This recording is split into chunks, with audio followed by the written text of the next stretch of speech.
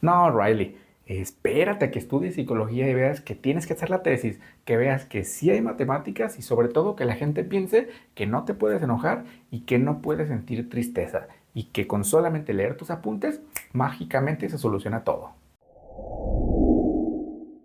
Tanto si ya viste intensamente uno como esta última, que es la 2, habrás notado que hay algunos conceptos que pertenecen a la psicología, como personalidad, emociones, creencias, identidad y un sinfín de conceptos, que seguramente te habrán causado algunas dudas sobre si es real, qué tanto es real, si es falso, si es así, no es así, etcétera, ¿no? Pues justamente pensando en eso decidí hacer este video, respondiendo algunas preguntas que nos pudo haber generado este tipo de películas. Por eso le puse como un análisis psicológico, aunque realmente no es tan a profundidad. Realmente nada más es como para responder algunas preguntas básicas sobre la película.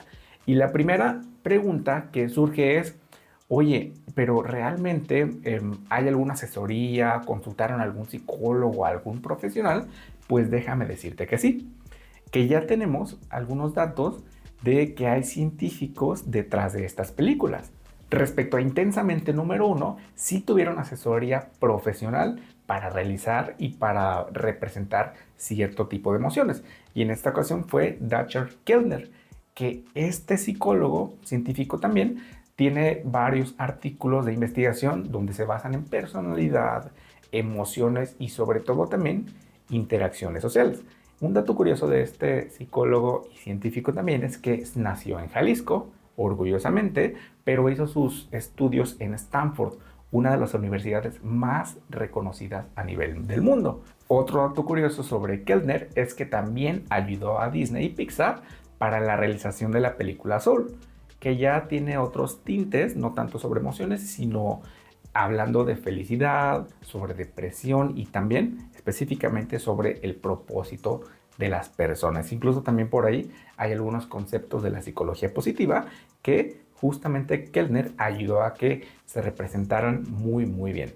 Respecto a Intensamente número 2, aquí ya quisieron enfocar a la perspectiva de la pubertad o la adolescencia. Entonces pensaron que otro profesional tendrá su especialización justamente en la pubertad o adolescencia. Y para ello no pudieron llegar a otra persona más especializada y con tanta experiencia como lo es Lisa Daymore, quien tiene estudios en otra universidad muy prestigiosa como lo es Yale. Y en algo de lo que me gusta de esta autora y psicóloga es que se enfoca mucho en el estudio de la psicología del desarrollo, emociones y sobre todo también especializado en adolescencia. Por eso digo que no pudieron elegir otra persona más idónea para Intensamente 2, como lo es el caso de la autora Lisa Daymore. Y un breve contexto, por si no has visto Intensamente número uno, te platico un breve resumen. En Intensamente número uno, la premisa es que en esta película de 2015 es una niña que se llama Riley, cuyo padre no puede conseguir trabajo, lo que lleva a la familia a mudarse de ciudad. Una peculiaridad de la trama es que se presentan diferentes personajes en la conciencia de Riley. Estos se representan como símbolos de enojo, tristeza, alegría, disgusto y miedo. A medida que se desarrolla la historia, Riley se encuentra luchando para adaptarse a su nuevo entorno, además de retratar metáforas emocionales y personalidades internas. Esta película realmente explora las emociones mientras interactúan entre sí. En cuanto a la parte 2, Riley finalmente es una adolescencia de 13 años, es decir, en esta historia solamente han pasado 2 años y pues ya sabes lo que significa en la pubertad. Son nuevas emociones. Al inicio de la película suena la alarma de la pubertad, que esto desencadena la llegada de 4 nuevas emociones de motivación social, como lo es la ansiedad, vergüenza, envidia y aburrimiento, que justamente aparecen como arte de magia o de la nada. Con base en esto, surgieron bastantes dudas sobre si realmente aparecen las emociones de la nada en la pubertad. Y la respuesta es que no. ¿Por qué? Porque ya también tenemos evidencia y ya hay mucha literatura que representa que de entre los 2 y los 3 años de edad ya podemos sentir y expresar ciertos tipos de emociones básicas, como en la película de Intensamente número 1, por ejemplo. Pero ya cuando vamos creciendo, vamos expresando este tipo de emociones, incluso otras más complejas, pero de diferente manera. No esperemos ver cómo expresa un bebé o un niño de 3 años de edad a las emociones que expresa un adulto o en este caso un adolescente de 13 años. Claramente van a ser distintas porque ya en la adolescencia entran otro tipo de factores como el factor social, los cambios estructurales de su cerebro, porque ya tenemos evidencia que nos dice que el cerebro adolescente no está maduro todavía, sino que se está desarrollando. Por eso entran justamente estas partes de motivaciones sociales, lucha de identidad, conflicto entre las ideas que ya tengo junto con las ideas de la sociedad y justamente pues toda esta parte que tiene que ver con encontrarse a sí mismo. Y entre todo eso es que se expresan las emociones de diferente manera. Entonces no es que aparezcan de la nada, sino que se intensifican y se expresan de otra manera más dramática, por así decirlo. Y es que también por eso siento que lo representaron de esta manera en la película, ¿no? Porque tal cual es cuando notamos un cambio muy dramático de la infancia a la pubertad.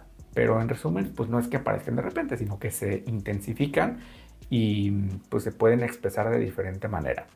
Y respecto a lo que conocemos ya del cerebro del adolescente es que, como ya comenté, ya hay una motivación social, ya surgen otro tipo de intereses justamente en esta lucha de cambios de pensamiento, de estructuras mentales, donde van considerándose ya otro tipo de aspectos ya más sociales. Es por eso que en la película de Intensamente número 2 ya aparece como estas emociones como lo es la vergüenza, porque al interesarme ya por la parte social, ya empezamos a crear preguntas como que nos generen vergüenza, por ejemplo, de qué piensan los demás de mí, me estarán juzgando, qué reputación tendré junto a los demás, si me aceptarán o no, y ya estamos pensando a nivel más social, no solamente entre nosotros. Y creo que en la película lo representan bastante bien con este personaje. ¿Y qué crees?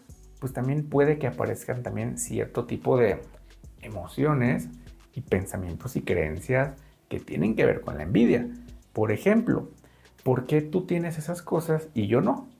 ¿Qué me hace diferente de ti y a mí por la que yo no tenga eso y tú sí?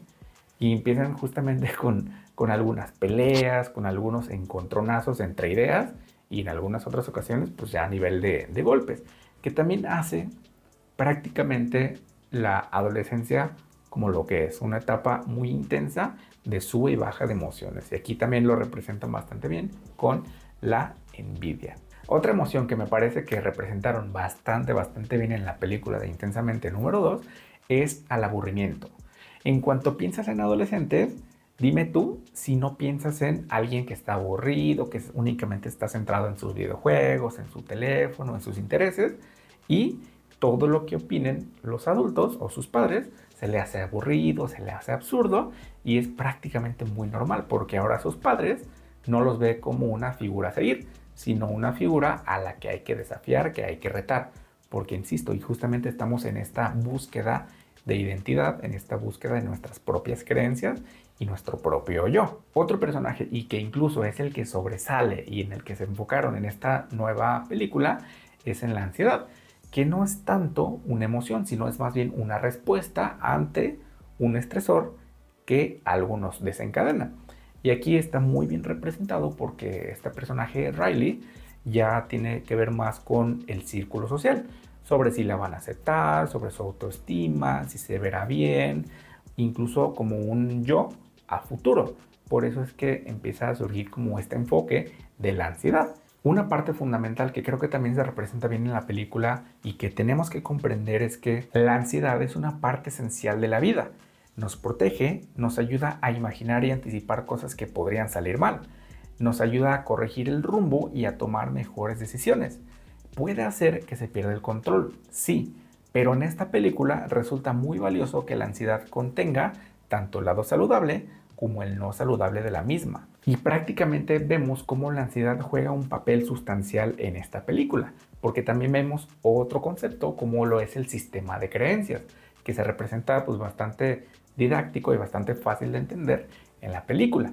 Y también vemos cómo estas emociones, y específicamente más la ansiedad, puede interferir tanto positiva como negativamente en este sistema de creencias, que a la larga también podría impactar en el perfil de identidad de un adolescente y de un adulto, como también lo representan de manera didáctica en la película, justamente en esta escena. Pero en resumen, ¿podríamos decir que esta película es buena? Bueno, desde mi particular punto de vista tiene algunos aspectos positivos como otros negativos. En lo que respecta a lo positivo, creo que nos hace más conscientes sobre la relevancia y la importancia que tiene la salud mental, tanto en la infancia como en este caso en la adolescencia. Es particularmente interesante cómo nos crea esa sensibilización de cómo las emociones pueden hacernos sentir diversas cosas y también nos enseñan cómo algunos conceptos que hace algunos años se tenían solamente guardados en el área de la psicología, ya poco a poco se están comenzando a difundir entre la sociedad, y creo que eso es particularmente bueno, la parte de la concientización en la gestión de las emociones y la concientización también de si no lo hacemos, qué es a lo que nos podría llevar, como en este caso la ansiedad como lo representa en la película. Y en cuanto a la parte negativa, pues sí hay algunas cositas que no me agradaron del todo, por ejemplo como la narrativa y el desarrollo de personajes, pero me quiero enfocar más en el mensaje que se le da a la sociedad. Por ejemplo, hay una escena muy representativa de ansiedad dando vueltas muy rápido y esto le genera un ataque de ansiedad a Riley, o es lo que quieren representar. Entonces entra alegría y mágicamente y con unas simples palabras como déjalo ir, baja los síntomas y baja el ataque de ansiedad. Y creo que ese mensaje podría ser incorrecto en las manos correctas y de manera incorrecta, porque nos daría pie a pensar que los trastornos de ansiedad o los ataques de ansiedad podrían ser no tan graves, o como una persona por sí misma, diciéndose unas palabras mágicas, podrían bajarlos, cuando realmente implican muchísimas otras cosas más complejas a nivel más profundo. Entonces eso prácticamente fue como el mensaje que no me gustó, que digo y entiendo, es una película, es una animación, me ayuda a la concientización de la salud mental, sí, pero creo que eso particularmente podría generar más dudas que otro tipo de aspectos positivos que nos da la película. Pero bueno, eso es en mi particular punto de vista. Y así llegamos al video de hoy. Recuerda que si te gusta la psicología, el comportamiento, las neurociencias detrás de tu vida cotidiana, te puedes suscribir. Y también puedes escribir qué te parece este análisis, qué personajes te gustaría ver para el Intensamente 3, etcétera. De manera general, platícame qué te pareció este video y si te gustaría que hiciera más de este estilo. Yo soy Julio Sandoval, muchas gracias.